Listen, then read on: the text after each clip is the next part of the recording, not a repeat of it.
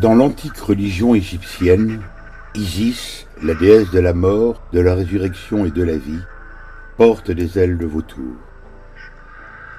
Le vautour transmet aux morts les paroles d'Isis, qui donnent ou redonnent la vie. Dans d'autres civilisations, il est le symbole de l'initié, de celui qui connaît les secrets.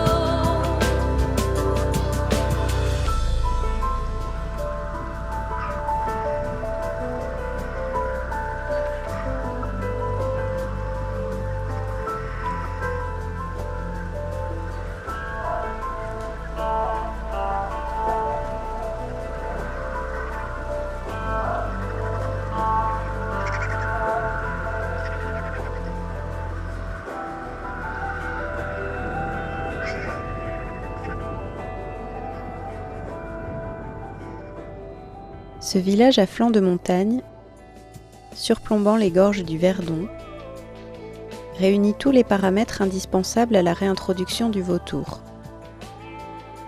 Des falaises, du soleil et du vent. Denis, là il y en a un. Regarde, il va passer. Là. Regarde là-haut. Il est petit. Là. Non, il est gros, il est loin. Là encore un là. Ouais, ah là il est gros. Ouais, il est gros. C'est d'où qu'ils partent les vautours? Juste en face de nous, on aperçoit le site de la LPO. C'est de là que partent les vautours lorsqu'ils effectuent un séjour en volière. Sylvain Henriquet est chargé de mission à la LPO PACA. Avec son équipe, il s'apprête à accueillir un jeune vautour moine. Cet arrivage nous vient tout droit du zoo d'Innsbruck en Autriche.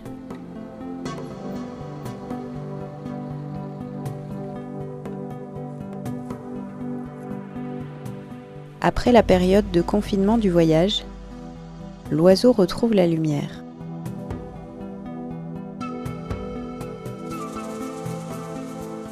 Arrivé à la volière d'acclimatation, il découvre son nouvel environnement. Il détend ses membres ankylosés par l'immobilité du voyage et déjà, il prend de l'assurance. Bientôt, il pourra s'envoler avec ses congénères.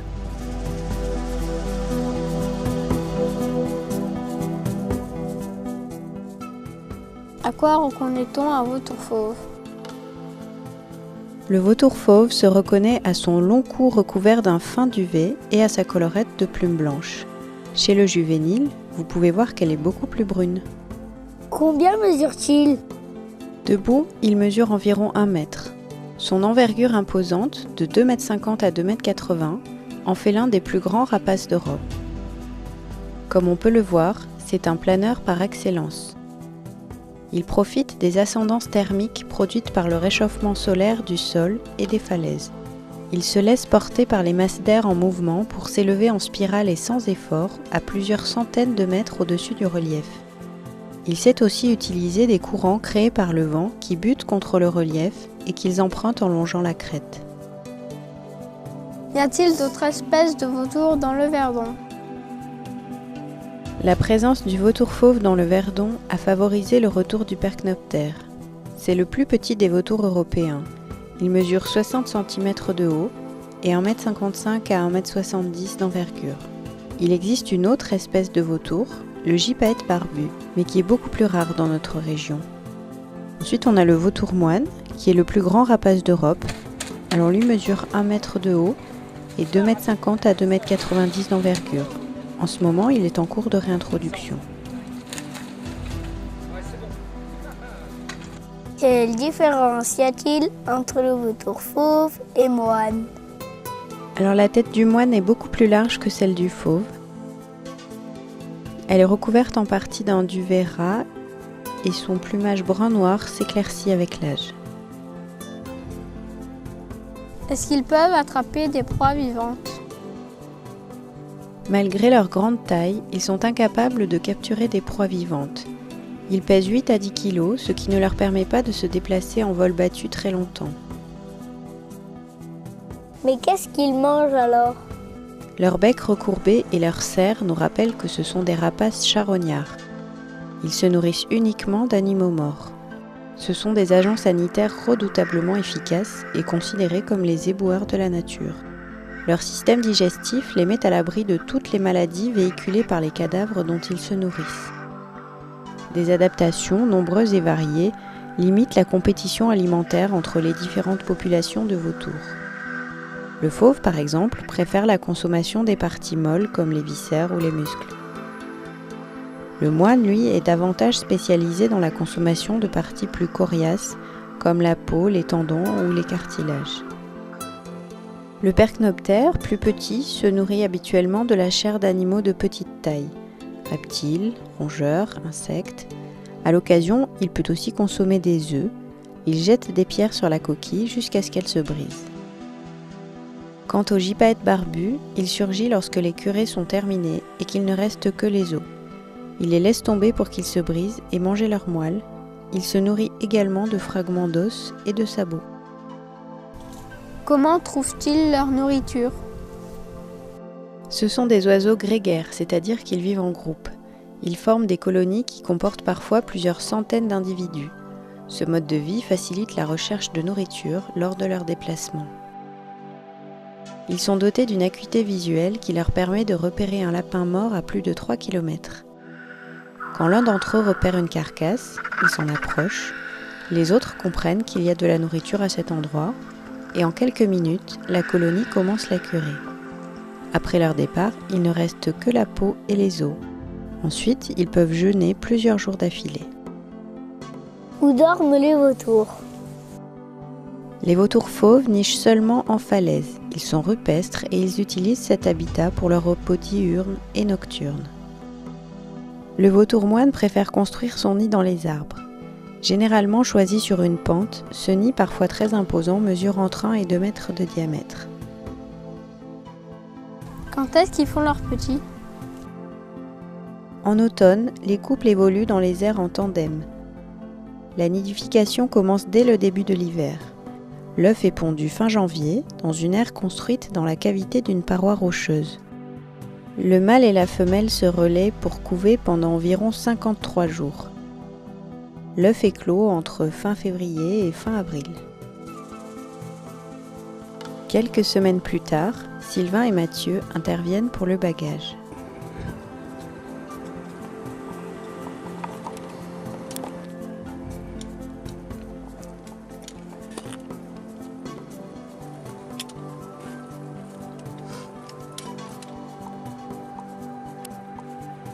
Donc pour chaque poussin qu'on bague, on fait différentes mesures biométriques, en plus de la pose des bagues.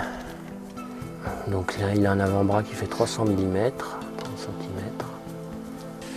Alors la bague muséum, c'est, on va dire, sa bague officielle, qui est fournie par le Muséum d'Histoire Naturelle de Paris. Donc c'est un code unique, donc ça c'est ce qu'on appelle des bagues TY. Et toutes les informations relatives à l'oiseau seront liées à ce numéro-là. Il faut bien la serrer, parce que le but c'est qu'il la garde toute sa vie. Voilà, donc sur cet oiseau, on a posé la bague TY 4837. On va regarder la patte du vautour. Alors on voit qu'il y a 4 doigts, qu'il y a un très long doigt médian. On voit donc c'est des cerfs de rapace. On voit ses pelotes sous les doigts, qui leur permettent de se déplacer, de bien marcher. C'est des très bons marcheurs. Le vautour, il transporte absolument rien dans ses pattes. Tout est transporté dans le bec, notamment les matériaux de construction du nid. Donc un vautour, il a pas de force pour attraper ou transporter quoi que ce soit dans la serre, à la différence d'un aigle ou d'un faucon qui lui est prédateur et va tuer ses proies grâce à ses serres notamment.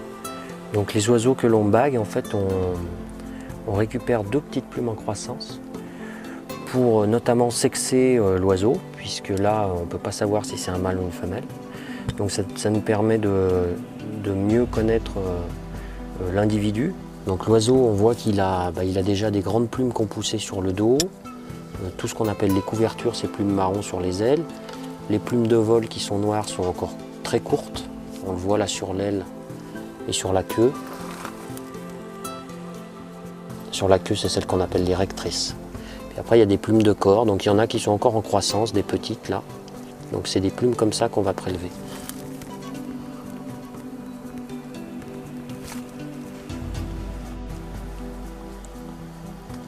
Donc dans nos protocoles, on en récupère 2.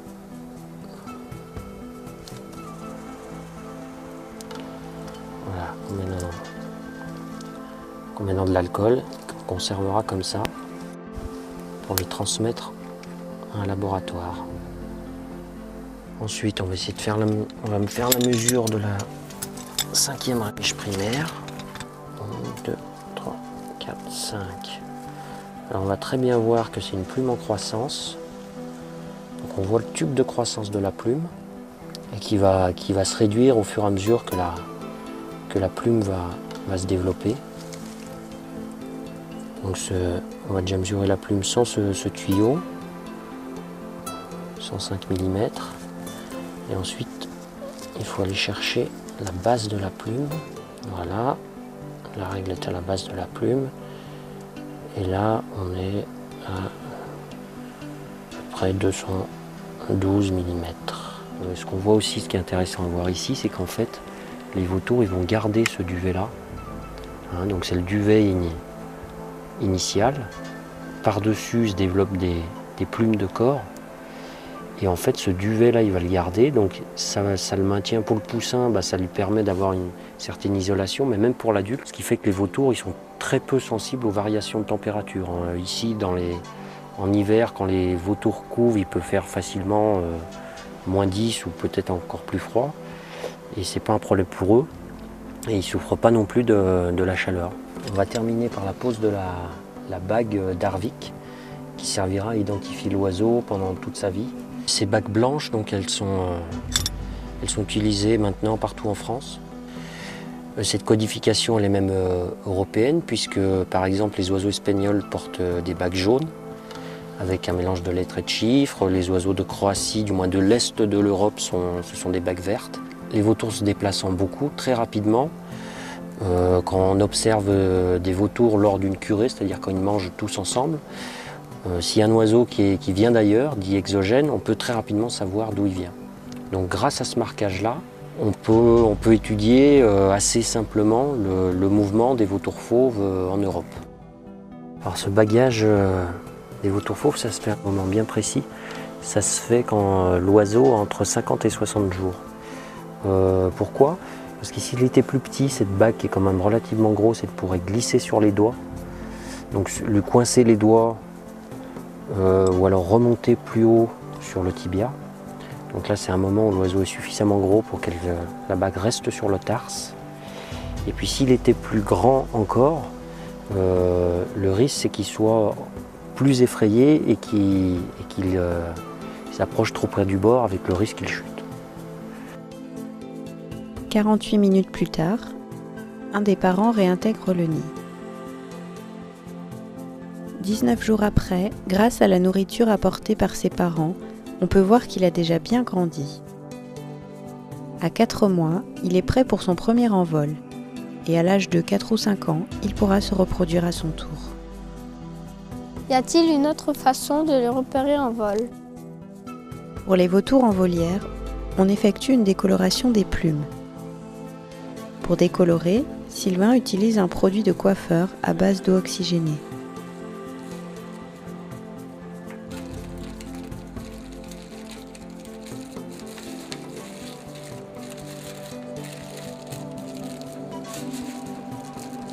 Ensuite, sur une des rectrices, on lui fixe un émetteur alimenté par une pile au lithium d'une durée de vie d'1 à 2 ans, ce qui permettra de suivre son évolution lors de son lâcher quelques jours plus tard.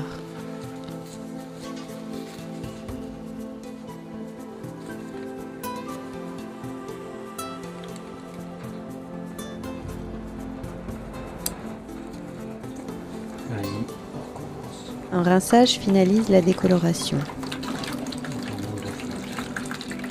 On voit ici que le bout des plumes n'est pas décoloré. C'est pour ne pas le confondre avec une mue, c'est-à-dire une absence temporaire de plumes, lors de l'observation.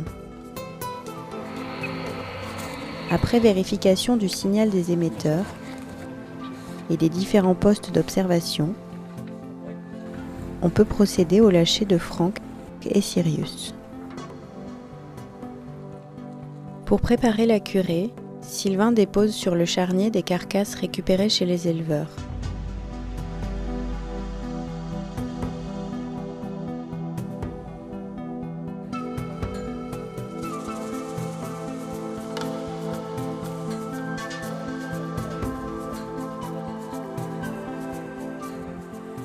Pour inciter Franck et Sirius à sortir, Sylvain dépose également des appâts devant la volière. Ayant repéré les carcasses, les vautours effectuent des vols concentriques au-dessus du charnier. La curée a commencé.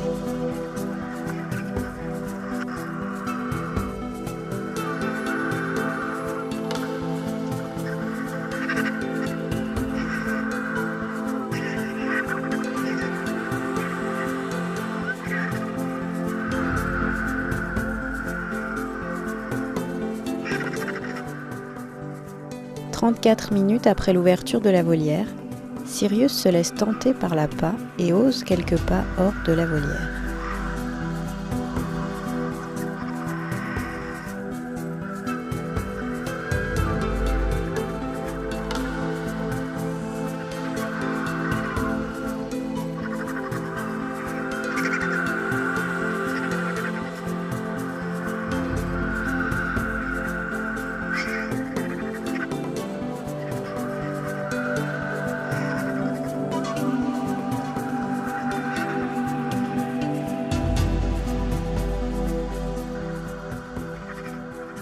14 minutes plus tard, Franck, à son tour, se lance dans l'aventure. Pas question d'être en reste.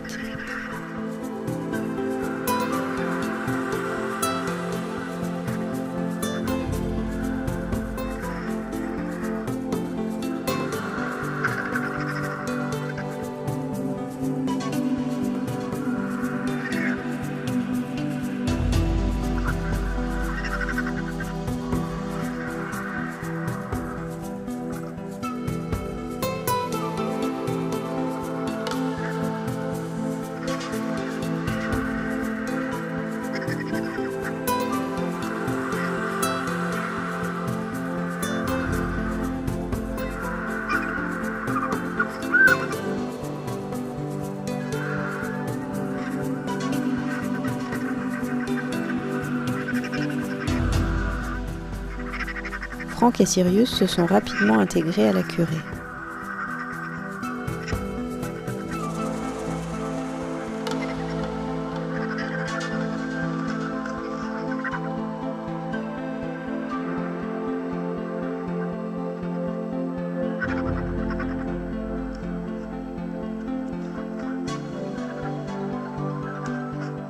Première tentative d'envol de Sirius.